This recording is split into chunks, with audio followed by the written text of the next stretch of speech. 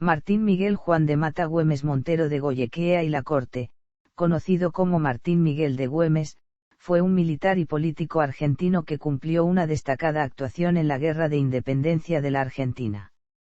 Durante 6 años fue gobernador de Salta.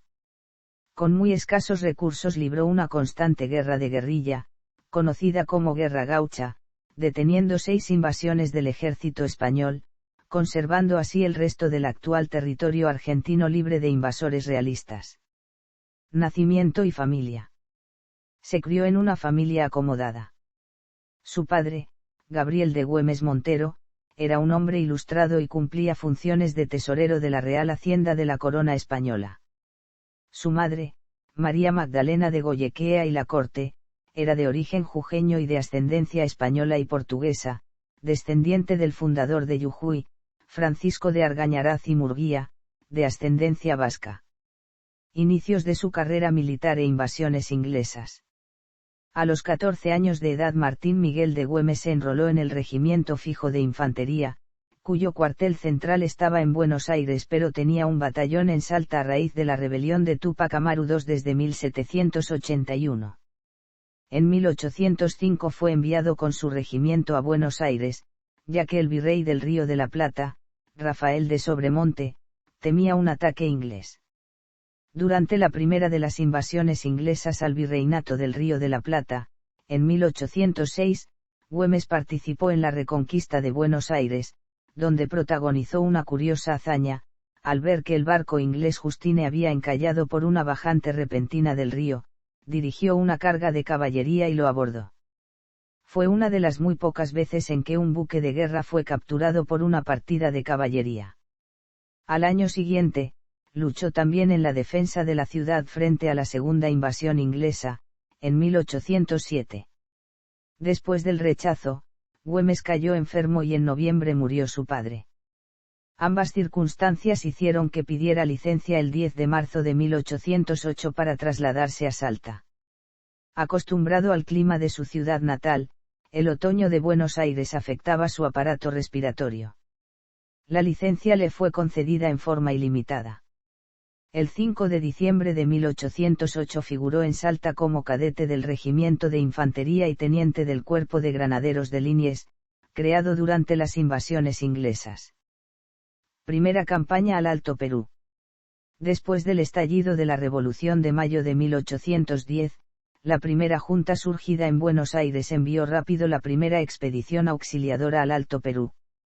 Güemes, como integrante del Ejército del Norte, fue puesto al mando de un escuadrón gaucho en la quebrada de Humahuaca y en los valles de Tarija y Lípez, impidiendo la comunicación entre los contrarrevolucionarios y los realistas altoperuanos. En la batalla de Suipacha, librada el 7 de noviembre de 1810 y que fue el único triunfo de las armas patriotas durante esta primera expedición, la participación del capitán Güemes fue decisiva.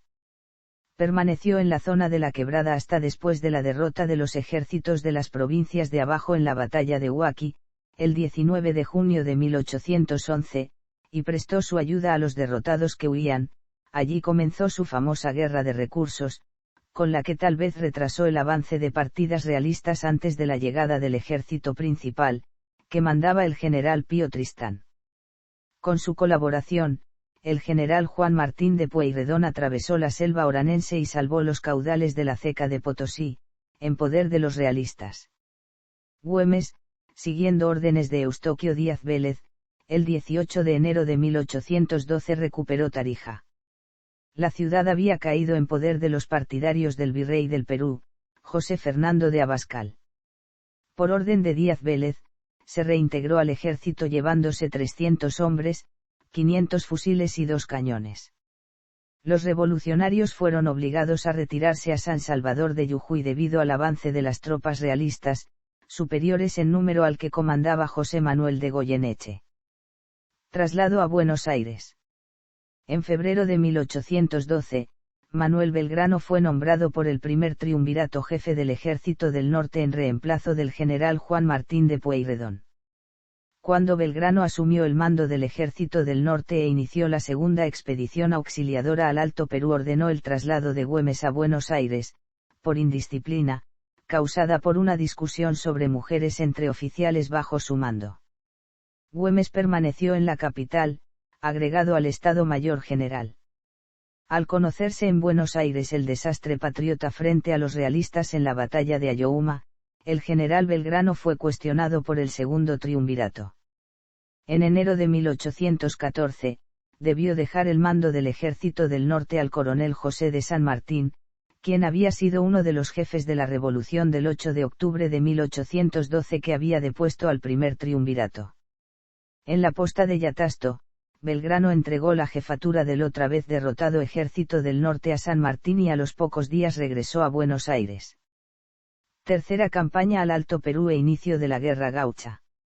Güemes fue ascendido a teniente coronel y enviado al norte, para incorporarse a las divisiones de caballería del Ejército del Norte. San Martín lo nombró al mando de la vanguardia, reemplazando a Manuel Dorrego, a quien había sido sancionado y desterrado por indisciplina. Güemes se presentó en Salta como el protector de los pobres y el más decidido partidario de la revolución. Pero aún así, no logró nuevos aportes de recursos por parte de los sectores adinerados. Contó con su hermana María Magdalena Macacha Güemes como una de sus principales colaboradores. San Martín le encomendó el mando de la avanzada del río Pasaje o río Juramento, porque en sus márgenes el general Belgrano había hecho jurar obediencia al gobierno de Buenos Aires, la Asamblea del año 13 y a la bandera nacional. Poco después, asumía también el mando de las partidas que operaban en el Valle del Lerma en el que está la ciudad de Salta. De este modo iniciaba la guerra gaucha contra los realistas, ayudado por otros caudillejos, como Luis Burela, Apolinario Saravia, José Ignacio Gorriti o Pablo Latorre. Esta fue una larga serie de enfrentamientos casi diarios, apenas cortos tiroteos seguidos de retiradas. En esas condiciones, unas fuerzas poco disciplinadas y mal equipadas pero apoyadas por la población podían hacer mucho daño a un ejército regular de invasión. Con sus tropas formadas por gauchos del campo, rechazó el avance del general Joaquín de la Pezuela y posibilitó el inicio de un nuevo avance hacia el Alto Perú, la llamada Tercera Expedición Auxiliadora al Alto Perú. Bajo el mando del general José Rondeau, el nuevo jefe del Ejército del Norte, Güemes tuvo un papel destacado en la victoria de batalla de Puesto del Marqués. Pero, indignado por el desprecio que mostraba este por sus fuerzas y por la indisciplina del ejército, se retiró del frente hacia Jujuy. Daba por descontada la derrota del Ejército del Norte en esas condiciones y, en ese caso, necesitaría a sus hombres. Al pasar por Jujuy se adueñó del armamento de reserva del ejército. Al enterarse, Rondeau, que era también titular del cargo de director supremo de las Provincias Unidas del Río de la Plata, lo declaró traidor. Gobernador de Salta. La vuelta de Güemes a Salta se debía, además de a motivaciones militares, también a razones políticas. Deseaba desplazar al Partido Conservador del gobierno salteño, lo que se sumaba a que aspiraba al gobierno para sí mismo. La noticia de la caída del director supremo de las Provincias Unidas del Río de la Plata Carlos María de Alvear quitó autoridad al gobernador intendente Hilarión de la Quintana, que por otra parte, no estaba en Salta sino que había acompañado a Rondeau en su avance hacia el Alto Perú. Cuando llegó a Salta, el pueblo salió a la calle y pidió al cabildo el nombramiento de un gobernador, sin participación del directorio. Además de ser el único candidato a la vista, Güemes tenía a su favor la presencia de su hermano mayor, el doctor Juan Manuel de Güemes, uno de los miembros del cabildo para ese año, que eligió a Martín Miguel de Güemes con el título de gobernador intendente de Salta, jurisdicción integrada entonces por las ciudades de Salta, Jujuy, Tarija, San Ramón de la Nueva Orán y varios distritos de campaña. Era la primera vez que las autoridades de Salta eran elegidas por los propios salteños desde 1810, lo que significó la autonomía de Salta, en franca desobediencia a la autoridad del directorio. Pero el Cabildo de San Salvador de Jujuy no lo reconoció como gobernador. Frente a esta negativa y aduciendo la amenaza de un ataque realista sobre la ciudad, avanzó con sus tropas hasta Jujuy, con lo que presionó a sus habitantes y de esta forma logró hacer que el cabildo lo aceptara. De todos modos, el teniente gobernador local, Mariano de Gordaliza, no podía ser considerado un subordinado complaciente de Güemes. 2 semanas después de asumir el gobierno, el 15 de julio de 1815, Güemes contrajo matrimonio en la Catedral de Salta con Carmen Puig, miembro de una acaudalada familia con intereses en Rosario de la Frontera. Con su cónyuge tuvo 3 hijos, Martín, Luis e Ignacio. Poco después de la llegada de Güemes al poder y de saber la reacción negativa de Rondeau, llegó a Tucumán una fuerza desde Buenos Aires que iba en apoyo del Ejército del Norte, al mando de Domingo French. Pero como éste tenía instrucciones de derrocar a Güemes al pasar por Salta, le negó el paso hasta que lo hubo reconocido como gobernador. Pero ya era tarde, cuando llegaron a Humahuaca, se enteraron de la derrota de las fuerzas patriotas comandadas por Rondeau en la batalla de Saip Saip, el 29 de noviembre de 1815. Este nuevo triunfo de los realistas significó la pérdida definitiva del Alto Perú debido a las ambiciones personales de Rondeau y de Güemes. Rondeau, enfurecido con Güemes por la revolución en Salta y por haberle impedido llegar refuerzos, retrocedió a Jujuy. Con apoyo del teniente gobernador Gordaliza, se trasladó hasta Salta y ocupó la ciudad. Pero enseguida Rondeau se vio rodeado por las guerrillas gauchas y tuvo que capitular, firmando con Güemes un tratado en Cerrillos, denominado por esto Pacto de los Cerrillos, reconociéndolo como gobernador y encargándole la defensa de la frontera noroeste. Poco después, Rondeau fue reemplazado por Manuel Belgrano, quien se hizo nuevamente cargo del Ejército del Norte, y por Juan Martín de Pueyrredón, en el directorio. Pero no hubo más expediciones al Alto Perú. En todo caso, el Pacto de los Cerrillos aseguró la situación de los territorios controlados hasta ese momento por los patriotas argentinos y consecuentemente favoreció así la declaración de independencia de la Argentina el 9 de julio de 1816 en la ciudad de San Miguel de Tucumán. El 3 de agosto de 1816 el general Belgrano le envió una carta, siendo esta la correspondencia más antigua que se conserva entre ambos próceres: mi estimado paisano y amigo. El Congreso me ha pasado una representación de usted y otra del Marqués para auxilios. En cuanto al dinero que usted solicita, dispondré inmediatamente, y en cuanto a los caballos se harán las más vivas diligencias para obtenerlos. Lo que me parece difícil es que estén gordos en la estación presente, como Judy sabe, pero no quedará por falta de encargo, y presenciar lo que se mande. El pensamiento de Judy es excelente.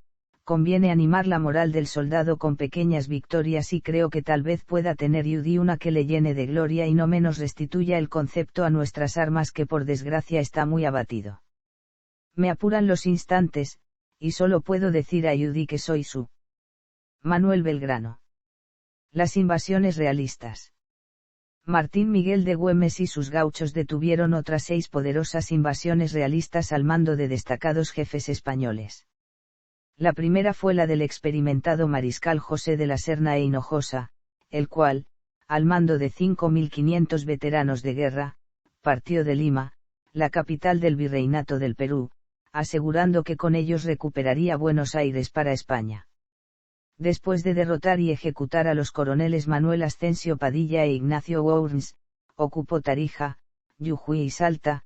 Desde allí ocupó también los pueblos de Cerrillos y Rosario de Lerma.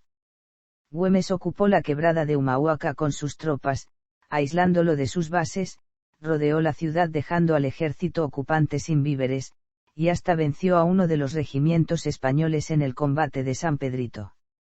De la Serna se vio obligado a retirarse, hostigado continuamente por las partidas gauchas. Meses después, el general Pedro Antonio Olañeta, enemigo acérrimo del salteño, volvió al ataque y capturó al más importante de los segundos de Güemes, el general Juan José Feliciano Alejo Fernández Campero, jefe de la defensa de la Puna, popularmente conocido como el Marqués de Yaví. Pero no logró avanzar más que hasta Jujuy. Toda la población participaba en la lucha, los hombres actuaban como guerreros, mientras que las mujeres, los niños y los ancianos lo hacían como espías o mensajeros. Las emboscadas se repetían en las avanzadas de las fuerzas de ataque, pero más aún en la retaguardia y en las vías de aprovisionamiento. Cuando los realistas se acercaban a un pueblo o a una hacienda, los habitantes huían con todos los víveres y el ganado, junto a todo lo que pudiese ser útil al enemigo. Esta clase de lucha arruinó la economía salteña, pero las clases populares preferían este descalabro económico a las crueldades de los realistas. Güemes jamás obtuvo apoyo económico del Directorio de las Provincias Unidas del Río de la Plata y la ayuda que le prestó el Ejército del Norte fue muy limitada, por ello decidió legalizar monedas privadas locales, que circularon desde 1817 y que se extendieron por todo el noroeste argentino.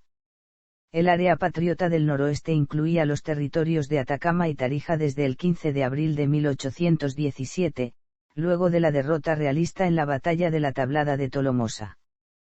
Pese a que el comandante independentista Gregorio Aráoz de la Madrid fracasó en una audaz operación sobre el Alto Perú, las fuerzas gauchas locales al mando de Francisco Pérez de Uriondo, Eustaquio Méndez y José María Avilés continuaron la lucha. Desde el 11 de junio de 1817, también el territorio de Chichas quedó bajo el control de los independentistas salteños. Aunque poco después sufrieron una nueva invasión realista desde el norte en 1818, dirigida por Olañeta y Valdés, y otra más en 1819, comandada por Olañeta. La más importante fue la que mandó el segundo de la Serna, el general Juan Ramírez Orozco, que en junio de 1820 avanzó con 6.500 hombres. En todas estas obligó a su enemigo a retroceder después de haber tomado Salta y Jujuy. Las milicias de Güemes contaban con una organización militar reglada cuyo origen se había remontado a 1815 cuando creó un cuerpo militar denominado División Infernal de Gauchos de Línea, que aunque no fue autorizado por el gobierno central de Buenos Aires funcionó exitosamente hasta la muerte de Güemes, destacándose en la tercera defensa de las Provincias Unidas en Salta y en la batalla del Valle del Lerma en 1817. Las milicias de Güemes contaban con un Estado Mayor y cuadros superiores organizados, entre los que se encontraban Fernández Campero, el coronel Pérez de Uriondo, responsable militar de Tarija, el coronel Manuel Arias, a cargo de Orán, y el coronel José María Pérez de Urdininea, proveniente de las filas del Ejército del Norte en Humahuaca. En el Valle de Jujuy estuvieron los coroneles Domingo Arenas, ubicado en Perico, y el teniente coronel Eustaquio Medina, a cargo del Río Negro. Más movilidad tenían otros jefes, como José Ignacio Gorriti, Pablo Latorre o José Antonio Rojas. El frente de combate a su cargo tenía una extensión de más de 700 kilómetros, desde la localidad de Volcán, en Jujuy, hasta más allá de San Ramón de la Nueva Orán. Dicho frente se conoció como Línea del Pasaje. El papel de Güemes en el conjunto era el de organizar la estrategia general y financiarla. Pero tenía un detalle curioso, sus hombres se hubieran hecho matar por él, pero él mismo nunca entraba en combate. En realidad nunca se lo reprocharon ni le exigieron que los acompañara. Por esta causa es que sus enemigos y los historiadores del siglo XIX lo acusaran de cobarde. La mayoría de los historiadores posteriores coinciden que la explicación es muy distinta. Güemes habría sido hemofílico, y cualquier herida le hubiera causado la muerte. De hecho, moriría desangrado tras varios días de agonía, causada por una herida que en condiciones normales habría sanado en poco tiempo. La Guerra Civil. Güemes había conversado con San Martín sobre la idea de atacar Perú desde Chile. Para ello era necesario realizar el cruce de los Andes y como necesidad básica, San Martín precisaba tener las espaldas cubiertas, con fuerzas activas en la frontera norte de Salta, para mantener ocupados a los ejércitos realistas lejos de Lima, la capital del Virreinato del Perú. La persona más indicada para dirigir esas operaciones era Güemes y San Martín lo nombró general en jefe del ejército de observación. El salteño estaba continuamente informado sobre los movimientos de San Martín en la campaña del Pacífico, y cuando éste desembarcó en la costa peruana, decidió avanzar hacia el Alto Perú. Pero ya no podía contar con el ejército del norte, del que solo quedaba una pequeña división al mando del coronel Alejandro Heredia, que estaba a órdenes de Güemes, y algunas armas en Tucumán. Pero estas estaban en poder del gobernador Bernabé Aráoz, que las estaba usando para tratar de volver a la provincia de Santiago del Estero a la obediencia a su gobierno. A principios de 1821, el gobernador de Santiago del Estero, Juan Felipe Ibarra, pidió auxilio a Güemes, y este invadió Tucumán, más para apoderarse de las armas que necesitaba que por solidaridad. La expedición salteña se componía de 2000 hombres provenientes de Salta, San Carlos y Rosario de la Frontera, saliendo rumbo a Tucumán en febrero. Por la amenaza realista, las milicias de Jujuy no participaron en la acción. Pero el ejército salteño y santiagueño, al mando de Heredia e Ibarra, fue derrotado por el tucumano al mando de Manuel Arias y Abraham González en la batalla de Rincón de Marlopa. Otra columna salteña tuvo éxito en expulsar a los partidarios de Aráoz de Catamarca. Aunque el tucumano la recuperó poco después, su República de Tucumán desapareció definitivamente en agosto. El Cabildo de Salta, formado por las clases altas de la ciudad, cansadas de pagar las contribuciones forzosas que exigía Güemes, aprovechando la ausencia del caudillo, lo acusó de tirano y lo depuso. Muchos de sus miembros se habían puesto de acuerdo con el general español Pedro Antonio Olañeta para entregarle la ciudad. Güemes regresó sin prisa, ocupó pacíficamente la ciudad y perdonó a los revolucionarios. Esa fue la llamada Revolución del Comercio, aunque fracasada, dio inicio a un partido de oposición, conocido como Patria Nueva, en oposición a la Patria Vieja, es decir, al partido de Güemes. Su muerte. El general Olañeta ya estaba en camino a Salta y mandó al coronel José María Valdés, alias Barbucho, por un camino desierto de la Puna, acompañado por miembros de la familia realista Archondo. El coronel Valdés era un español nativo de Valencia, radicado desde hacía décadas en la región y con experiencia en arrear y robar ganado, oficios que le permitieron conocer múltiples senderos poco transitados. La noche del 7 de junio de 1821, Valdés ocupó la ciudad de Salta y, al salir a combatirlo, Martín Miguel de Güemes fue herido por una bala.